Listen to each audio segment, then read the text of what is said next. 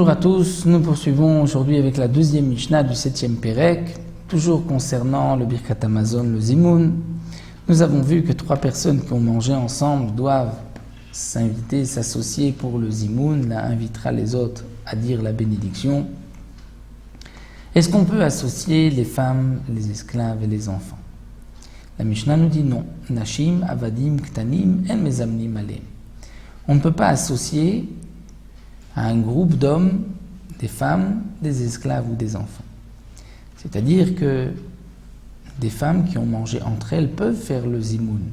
Elles ont l'obligation du Birkat Hamazon, elles peuvent aussi dire le zimoun, mais des femmes avec des hommes, des femmes avec des esclaves, on ne peut pas les associer par raison de tsniout, et donc c'est pour cela que des femmes, des esclaves qui ont mangé ensemble, ils ne s'associeront pas pour le zimoun.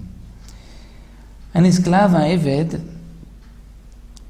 qu'est-ce que cela signifie?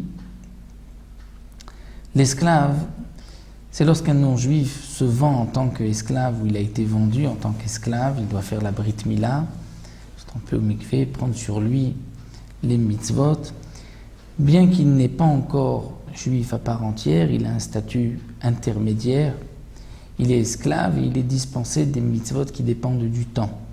Mais les mitzvot qui ne dépendent pas du temps, comme le Birkat Hamazon, il est tenu de dire ses bénédictions. Si cet esclave est affranchi, libéré, meshuchar, il devient juif à part entière comme un converti. Le digne de cet esclave est que l'esclave, lui, ne peut pas faire de zimoun avec les femmes, les associés avec d'autres hommes, mais des esclaves entre eux pourront faire le zimoun. Donc la Mishnah nous enseigne, les femmes entre elles peuvent faire le zimoun, les esclaves entre eux peuvent faire le zimoun, les femmes avec les esclaves ou les femmes avec les hommes, les esclaves avec les hommes ne peuvent pas faire le zimoun ensemble par raison de tsniout. L'esclave était à l'époque aussi de mauvaises mœurs, étant donné qu'il n'était pas encore juif à part entière, et donc c'est pour cela qu'il ne pouvait pas s'associer même avec des hommes pour le zimoun. Uktanim, les enfants. Les enfants, c'est-à-dire les enfants, on ne peut pas les associer au zimoun lorsqu'ils ne savent pas à qui ils disent le Birkat Hamazon, et ils ne savent pas qu'ils prient à Dieu, mais s'ils sont suffisamment grands, ils comprennent le sens de la beracha qu'on prie à Kadosh Baruch Hu. Là on pourra les associer, d'après certains, on ne pourra les associer qu'à partir de 13 ans.